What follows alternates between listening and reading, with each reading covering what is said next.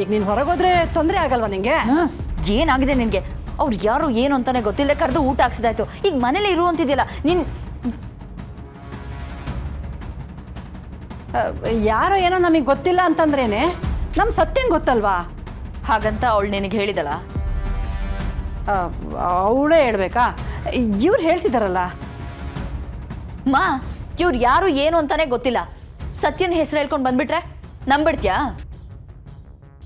ಪರವಾಗಿಲ್ಲ ಆಂಟಿ, ನಿಮ್ಮಿಬ್ರು ಮಕ್ಕಳು ತುಂಬ ಸ್ಪೆಷಲ್ಲೇ. ಸತ್ಯ ಧೈರ್ಯವಂತೆ, ಇವರು ತುಂಬ ಬುದ್ಧಿವಂತ. ಹಲೋ, ನಿಮ್ಮ ಸರ್ಟಿಫಿಕೇಟ್ ಬೇಕಾಗಿಲ್ಲ, ಊಟ ಆಯ್ತಲ್ವಾ, ಹೋಗ್ತಾ ಇರಿ. ಅಯ್ಯೋ, ಇರೋದನ್ನು ಹೇಳಿದೆ, ಅದಕ್ಕೆ ಯಾಕೆ ಇಷ್ಟೊಂದು ಕೋಪ ಮಾಡ್ಕೋತೀರಾ? ಇವಳ ಸ್ವಭಾವನೇ ಹಾಕಣಪ್ಪ, ಸ್ವಲ್ಪ ಮುಂಗೋಪ ಜಾಸ್ತಿ. ಗಂಡು ಮಕ್ಳಿಲ್ದಿರೋ ಈ ಮನೇಲಿ ಈ ಥರ ಇಬ್ಬರು ಹೆಣ್ಮಕ್ಳಿದ್ರೆ ಭಯಾನೇ ಬೇಡ ಬಿಡಿ ಆಂಟಿ.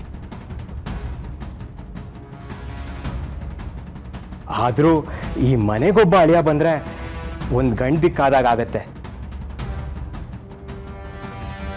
ಅಂದಹಾಗೆ ನಿಮ್ಮ ಹಿರಿ ಮಗಳು ಮದುವೆ ಬಗ್ಗೆ ನೀವಿನ್ನೂ ಯೋಚನೆ ಮಾಡಿಲ್ವಾ ಆಂಟಿ? ಅಮ್ಮ ಏನಾದರೂ ನನ್ನ ಮದುವೆ ಬಗ್ಗೆ ಹೇಳಿದ್ರೆ ಅಷ್ಟೇ ದೊಡ್ಡ ರಾಧ ಅಂತ ಆಗುತ್ತೆ.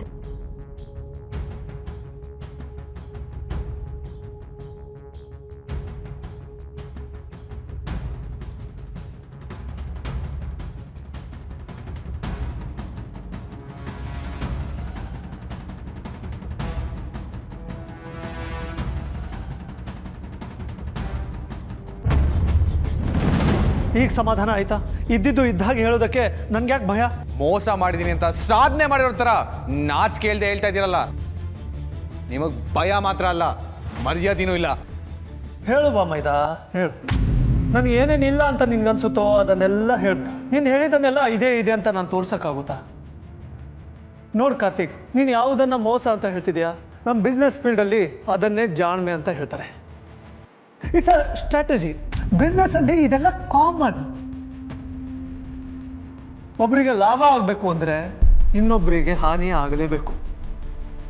ಒಬ್ಬರು ಪಡ್ಕೋಬೇಕು ಅಂದರೆ ಇನ್ನೊಬ್ಬರು ಕಳ್ಕೊಳ್ಳೇಬೇಕು. Simple logic. ಹಾಗಂತ ಮನಸ್ಸಾಕ್ಷಿನ ಪಕ್ಕಕ್ಕಿಟ್ಟು ಮೋಸದಿಂದ ದುಡ್ಡು ಸಂಪಾದನೆ ಮಾಡಿದ್ರೆ ಹಣ ಇರುತ್ತೆ, ಆದರೆ ಬದುಕೋವರೆಗೂ ಹೆಣವಾಗಿ ಬದುಕಬೇಕಾಗತ್ತೆ. ಮನುಷ್ಯತ್ವ ಸತ್ತೋಗುತ್ತೆ. ಓ ಕಮಾನ್ ಕಾರ್ತಿಕ್, ನೀನು ಯಾಕೆ ನಿಮ್ಮ ಅಪ್ಪನ ಥರ ಮಾತಾಡ್ತಿದ್ಯಾ? ಯಾಕಂದ್ರೆ ನಾನು ಅವ್ರ ಮಗ, ಅಪ್ಪಂಗ್ ಹುಟ್ಟಿದ ಮಗ.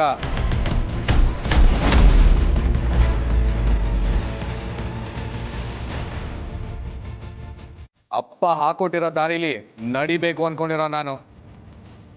ಬಿಸ್ನೆಸ್ ಬಗ್ಗೆ ಕಲ್ತಿಲ್ದೇ ಇರ್ಬೋದು, ಆದ್ರೆ ಅವರಿಂದ ಆದರ್ಶದ ಬಗ್ಗೆ ಕಲ್ತಿದ್ದೀನಿ, ಎಥಿಕ್ಸ್ ಬಗ್ಗೆ ಕಲ್ತಿದ್ದೀನಿ, ವ್ಯಾಲ್ಯೂಸ್ ಬಗ್ಗೆ ಕಲ್ತಿದ್ದೀನಿ. ಅವ್ರು ಮಾಡಿರೋ ಸಾಧನೆಯಲ್ಲಿ ಕಾಲ್ ಭಾಗ ಸಾಧನೆ ಮಾಡಿದ್ರು ಸಾಕು, ಆದ್ರೆ ಅವ್ರು ಸಂಪಾದನೆ ಮಾಡಿರೋ ಹೆಸರನ್ನ ಹಾಳು ಮಾಡೋ ಮಗ ಆಗಕ್ಕೆ ನನಗಿಷ್ಟ ಇಲ್ಲ. ಅಲ್ಲ, ಕನ್ಸ್ಟ್ರಕ್ಷನ್ ಕಂಪನಿ ನಿನ್ನ ಹೆಸರಲ್ಲಿ ಇರಬೇಕಾದ್ರೆ ಅವ್ರ ಹೆಸರು ಹೇಗೆ ಆಗುತ್ತೆ?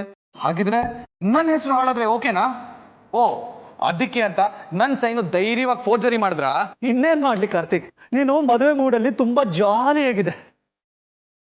ಪಾಪ ನಿನ್ಗ್ಯಾಕೆ ಡಿಸ್ಟರ್ಬ್ ಮಾಡೋದು ಅಂತ ನಾನೇ ಸೈನ್ ಮಾಡಿಬಿಟ್ಟೆ. ಬಟ್ ನೀನು ಯೋಚನೆ ಮಾಡಬೇಡ, ಸೈನ್ ಎಷ್ಟು ಪರ್ಫೆಕ್ಟ್ ಆಗಿ ಮಾಡಿದ್ದೀನಿ ಅಂದರೆ ಬ್ಯಾಂಕಲ್ಲೂ ಕೂಡ ಅಪ್ರೂವ್ ಆಗುತ್ತೆ. ಚಟ ಪಾವ, ನಾವು ಪಾವ ಅಂತ ಕರೆಯೋಕ್ಕೂ ನನಗೆ ಅಸಹ್ಯ ಆಗುತ್ತೆ. ಆದರೂ ಕರೀಲೇಬೇಕಲ್ವಾ, ಯಾಕಂದ್ರೆ ನಾನು ನಿನ್ನ ಅಕ್ಕನ ಗಂಡ. ಹಾಗಂತ ಬೇಲಿನೇ ಎದ್ದು ಹೊಲ ಮೇದ್ರೆ ಆ ಬೇಲಿಗೆ ಬೆಂಕಿ ಹಾಕ್ತೆ ಬಿಡ್ತೀನಿ ಅನ್ಕೊಂಡಿದ್ದೀರಾ? ಬಡವ್ರ ಸಮಾಧಿ ಮೇಲೆ ಅರಮನೆ ಕೆಟ್ಟಷ್ಟು ಕೇಡ್ ಬುದ್ಧಿ ನನಗಿಲ್ಲ, ಅದನ್ನ ನಾನು ಸಹಿಸೋದು ಇಲ್ಲ.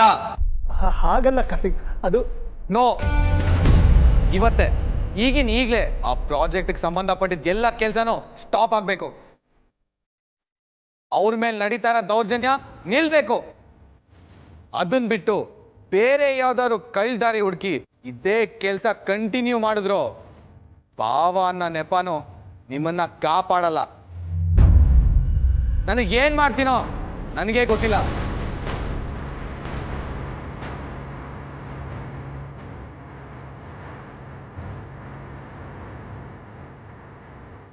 ಹೋಗು ಮರಿ ಹೋಗು, ಇಂಥ ವಿಷಯಗಳಲ್ಲಿ ನೀನು ಇನ್ನೂ ಬಚ್ಚ ಕಣೋ.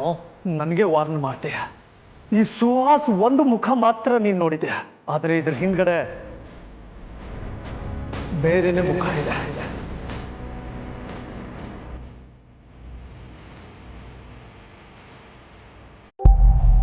ನಮ್ಮ ದಿವ್ಯಂಗೆ ಒಳ್ಳೆ ಹುಡುಗ ಸಿಗ್ಬೇಕು ಅಂತ ಆಸೆ ಅಷ್ಟೇ ತಾನೆ ರೀ ನಿಮ್ಗೆ ಯಾಕ್ರಿ ಬೇಕಿದೆಲ್ಲ ನಮ್ಮ ಮನೆಗೆ ನುಗ್ಗಿ ಬಿಟ್ಟು ಊಟ ಮಾಡೋದಲ್ದೆ ನಮ್ಮನೆ ವಿಷಯಕ್ಕೆ ಮೂಗ್ ತೋರಿಸಿದಿರ ನಾಚಿಕೆ ಆಗಲ್ಲ ನಿಮ್ಗೆ ದಿವ್ಯಾ ಈಗ ಅವ್ರು ಏನು ಕೇಳಬಾರ್ದು ಕೇಳಿದ್ರೆ ಹಾಗಂತ ಹಾದಿ ಬೀದಿಲ್ ಹೋಗೋರ್ಗೆಲ್ಲ ನಮ್ಮ ಮನೆ ವಿಷಯ ಹೇಳ್ಕೊಂಡು ಕೂತ್ಕೋತ್ಯಾ ಅವ್ರು ಹೇಗೆ ಹಾದಿ ಬೀದಿಲ್ ಹೋಗೋರಾಗ್ತಾರೆ?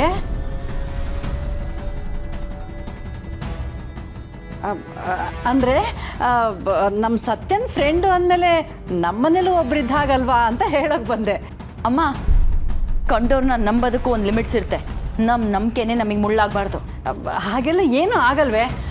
ನೀನು ಸುಮ್ಮನೆ ಇವ್ರನ್ನ ಕಳ್ಳರು ಗಿಳ್ರು ಅಂತೆಲ್ಲ ಕರಿಬೇಡ.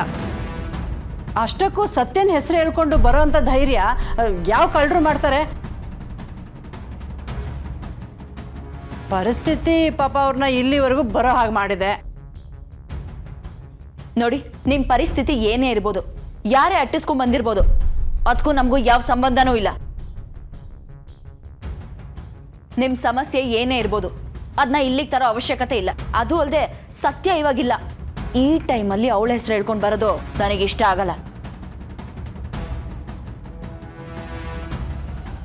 ಮೊದಲು ಇಲ್ಲಿಂದ ಹೊರಡಿ. ಇನ್ನು ಒಂದು ಕ್ಷಣ ನೀವು ಇಲ್ಲಿದ್ರೋ ಸರಿ ಇರಲ್ಲ. ದಿವ್ಯಾ, ಮನೆಗೆ ಬಂದವ್ರ ಹತ್ರ ಈಗ ಮಾತಾಡೋದು? ನಿನಗೆ ಯಾರಾದರೂ ಗೊತ್ತಿರೋರು ಬಂದರೆ ಹೀಗೆ ಮಾತಾಡ್ತೀಯನೇ? ಮಾ ಇವ್ರನ್ನ ಯಾರೋ ಅಟ್ಟಿಸ್ಕೊಂಡ್ಬಂದ್ರು ಅಂತ ಬೇರೆ ಹೇಳ್ತಿದ್ರೆ, ಅಕಸ್ಮಾತ್ ಅವ್ರ ಮನೆಗೆ ನುಗ್ಗಿ ಗಲಾಟೆ ಮಾಡಿದ್ರೆ ಏನ್ ಮಾಡ್ತೀಯಾ? ಮೊದಲೇ ಸತ್ಯ ಬೇರೆ ಮನೇಲಿಲ್ಲ. ಸುಮ್ಮನೆ ನಮ್ಗೆ ಯಾಕೆ ಬೇಕಿದೆಲ್ಲ ಕಿರಿಕಿರಿ? ಚೇಚೆ ಹಾಗೆಲ್ಲ ಏನಾಗಲ್ಲ. ನಾನು ಒಳಗಡೆ ಬಂದಿದ್ದು ಯಾರೂ ನೋಡಲಿಲ್ಲ. ನಿಮ್ಗೇನಾದರೂ ಭಯ ಆಗೋದಾಗಿದ್ರೆ ನಾನು ಈಗಲೇ ಹೊರಡ್ತೀನಿ. ಫಸ್ಟ್ ಆ ಕೆಲಸ ಮಾಡಿ. ಕ್ಷಮಿಸ್ಬಿಡಪ್ಪ, ಈ ಟೈಮಲ್ಲಿ ಏನು ಹೇಳಬೇಕು ಅಂತಲೇ ಗೊತ್ತಾಗ್ತಿಲ್ಲ. ಅಂದಹಾಗೆ ಸತ್ಯ ಇದ್ದಾಗ ಇನ್ನೊಮ್ಮೆ ಮನೆಗೆ ಬಾರಪ್ಪ. ಸರಿ ಆಂಟಿ, ಖಂಡಿತ ಬರ್ತೀನಿ. ನೀವು ಇಷ್ಟೊಂದು ಒಳ್ಳೆ ಉಪಚಾರ ಮಾಡುವಾಗ ನಾನು ಬರ್ದೇ ಇರ್ತೀನಾ? ಬರೆಯುವಂತೆ ಮೊದಲು ಹೊರಡು. ಹೋಗ್ಬೋದು, ಆದರೆ ಆದ್ರೆ ಏನು? ಗಾಬ್ರಿಲ್ ಬರೋವಾಗ ಹೇಗೋ ಬಂದ್ಬಿಟ್ಟೆ. ಆದರೆ ವಾಪಸ್ ಹೋಗೋದಕ್ಕೆ ಮೇನ್ ರೋಡ್ ದಾರಿ ಗೊತ್ತಿಲ್ಲ. ಅಷ್ಟೇ ತಾನೆ, ಮೇನ್ ರೋಡ್ವರೆಗೂ ನಾನೇ ದಾರಿ ತೋರಿಸ್ತೀನಿ. ಮೊದಲು ಇಲ್ಲಿಂದ ಹೊರಟ್ರೆ ಸಾಕು. ಹಾಂ, ಹಾಗಾದರೆ ಒಳ್ಳೇದೇ ಆಯಿತು. Aunty, thank you so much. ಆಯ್ತಪ್ಪ, ಆಗಾಗ ಬರ್ತಾ ಇರು. ರೀ ಬನ್ರಿ ಸಾಕು. ಸರಿ ಆಂಟಿ.